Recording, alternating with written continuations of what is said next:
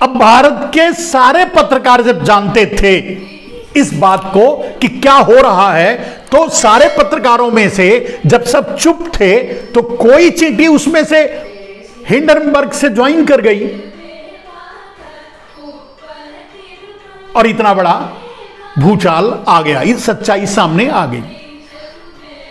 अगर ये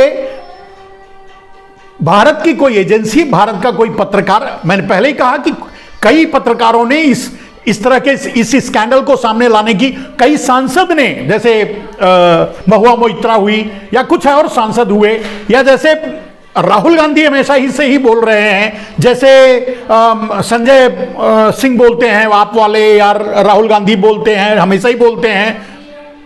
इनका कोई असर हुआ भारत पे? नहीं।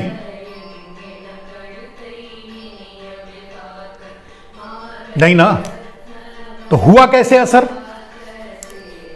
चींटी रेंग करके हिंडनबर्ग के प्लेटफॉर्म पे चली गई और उसने सब वहां लिप दिया, खोल दिया पूरा कच्चा चिट्ठा, और वो सामने आ गया, भूचाल मच गया।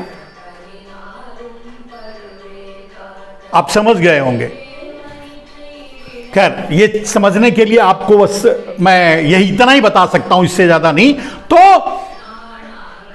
चींटी ने ये कर दिया अंतरराष्ट्रीय प्लेटफॉर्म से, इसके लिए इतना बड़ा भूचाल हुआ, भूचाल आया, नहीं तो वो भी नहीं होता। भारत में अगर एनडीटीवी हो गया, चलो अब तो वो अडानी का हो गया, मैंने सुबह से मैं उसके एनडीटीवी पर देख रहा था, कहीं अडानी का कोई खबर नहीं है। एक फिंच ने कोई रिपोर्ट जारी किया कि नहीं उनको कैश फ्लो है वगैरह है कहां? उस फिंच से पूछो कि जब उनके शेयर के दाम, मान लीजिए, जैसे एक उदाहरण के लिए बोलता हूं, 2000 रुपए की वैल्यू करके उस शेयर के दाम, उस शेयर की 2000 की वैल्यू करके उस पर एसबीआई ने लोन दिया है, अब भारतीय बैंकों ने लोन दिया है, इंस्टीट्यूशन ने लोन दिया है, और अब उसकी वैल्यू जो है 500 रह गई, 1 रुपया रह गई, तो सारा का सारा लैंडिंग वैल्यू तो खत्म हो गया जिस पर लोन लिया। अब बैंक को उस नोटिस जारी करना पड़ेगा कि मेरा पैसा दो, या तो फिर मुझे कोलेटरल सिक्योरिटी दो। धीरे धीरे दुनिया के प्लेटफॉर्म से अडानी के कोलेटरल वैल्यू इनकार होने लगा है। भाई आपके इस चीज की कोई वैल्यू नहीं, हमें अब दूसरा चीज लाके दो। आपको पैसा चाहिए तो अडानी देंगे पैसा, अडानी का है ही नहीं कुछ, अडानी के पास है ही नहीं कुछ, तो देंगे क्या? चलिए, अगर एसबीआई कल, मैंने कहा कि अगर शेयर के दाम अगर मान लीजिए आज इन वैल्यू हो गई है, जो ओवर वैल्यू करके लोन लिया है एसबीआई से, ये बहुत साधारण सा गणित है, बहुत ज्यादा इसके लिए टेक्नोलॉजी की जरूरत नहीं है।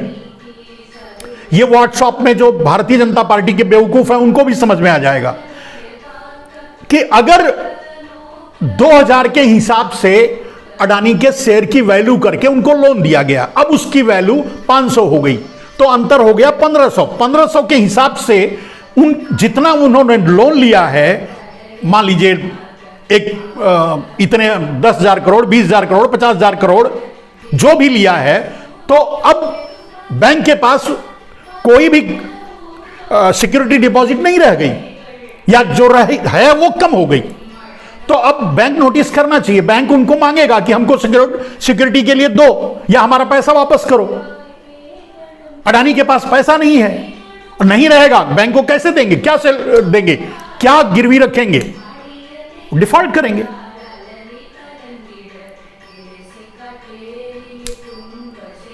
एक बात को आप समझो, एक और तरीके से मैं आपको समझा देता हूं। चलिए, एक गुब्बारा लीजिए, आपको समझना है, अडानी को समझना है तो इतने से समझ लीजिए। एक गुब्बारा लीजिए, उसमें हवा भरिए, मुंह से फुलाते जाइए, फुलाते जाइए, फुलाते जाइए, फुलाते जाइए, इतना फुलाइए कि वो फट जाए।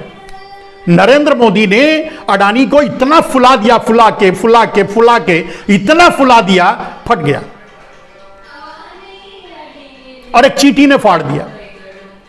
जिस चींटी को मसलने की कोशिश की गई, जिस चींटी के अस्तित्व को मिटाने की कोशिश की गई,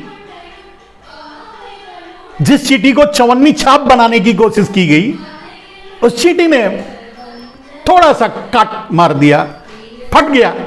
अब सबसे बड़ा उदाहरण, इससे बड़ा उदाहरण कोई नहीं होगा। तो जब गुब्बारा फटता है उसमें हवा थोड़ी भी बाकी रहती है क्या? आप बताइए। एक फटे हुए गुब्बारा फट गया, ऐसा नहीं है कि हल्का सा छेद हो गया है, धीरे धीरे निकलने लगा, ऐसा कुछ नहीं। गुब्बारा फट गया और फड़ाक से ही फटता है। जब गुब्बारा फट गया तो उसमें से कुछ भी नहीं, वो एक मतलब जरा भी हवा उसमें नहीं बचेगी। यानी अब अडानी, दुनिया की कोई ताकत अडानी को नहीं बचा सकती। ना मोदी अब अडानी को बचा सकते हैं, ना अडानी अब मोदी को बचा सकते हैं। क्योंकि यह गुब्बारा मोदी ने फुलाया था, इसके लिए मोदी इस आरोप से बच नहीं सकते। भले ही कितना इनकार कर लें, जांच नहीं होने दें, ठीक है, जब तक सत्ता में बैठे हैं तभी तक ना। लेकिन सत्ता में जब बैठे हैं और अडानी का गुब्बारा फट गया, तो जब देश के सामने जाएंगे तो जो नुकसान होगा देश का, आम आदमी का, लोगों का, उसका हिसाब तो आम आदमी मांगेगा, पूछेगा और उसी के हिसाब से वोट भी करेगा। तब तो कहने का अर्थ यह है कि अब ना अडानी मोदी को बचा पाएंगे, ना मोदी अडानी को। यह तो कंफर्म है, यह तो तय है। इसीलिए कोशिश भी नहीं हो रही है। अब तो स्केप अप प्लान चल रहा होगा कि जो ब्लैक मनी इकट्ठा की गई है विदेशों में, उसका इस्तेमाल कैसे किया जाए, भाग करके या अंडरग्राउंड तरीके से ला करके। अब अंडरग्राउंड तरीके से ला करके कहते हैं ना कि एक बार मुंह खुला तो खुला। अब तो लोग बोलना शुरू कर दिया अडानी के खिलाफ। अब तो अडानी डिफेंसिव हो गए, मतलब अटैकिंग पोजीशन उनकी खत्म हो गई। अटैकिंग पोजीशन कब थी? जब उन्होंने वायर पे रेड डलवाई या वायर को दबाया, जब प्रांजल गुहा को दबाया, जब दूसरे पत्रकारों को दबाया, जब धमकियां दी, जब छोटे छोटे यूट्यूबरों पर केस किया, तब उनकी अटैकिंग पावर थी। अब तो डिफेंसिंग पावर में आ गए, डिफेंसिंग पोजीशन में आ गए हैं। अब तो अपने को बचाएं या लोगों को धमकाएं। कहते हैं ना कि वो कौन सा हिंडनबर्ग पर जाकर के रिपोर्ट करे, केस करेंगे, कर दो। केस क्या करोगे? सच पर कहां से केस करोगे? जो है वो सब सच है, उसके जांच की भी जरूरत नहीं है। और ये सच सब जानते हैं। भारत का बच्चा, मैं बच्चा नहीं कह सकता, 80 करोड़ वाले बेचारे, उनके बच्चे, वो 80 करोड़ की लाइन में नहीं खड़े होते अगर वो इतने ही समझदार और जानकार होते। और इतने ही समझदार और जानकार होते तो मोदी को चुनते ही नहीं। जब मोदी को ना चुनते तो ये अडानी भी नहीं आते गुब्बारा लेकर फुलाने, फूलते फूलते गुब्बारे को। तो उनको पता नहीं है, लेकिन जिनको पता है ये बात समझ में आ जानी चाहिए, आ गई होगी। यह सब जानते हैं सच क्या है।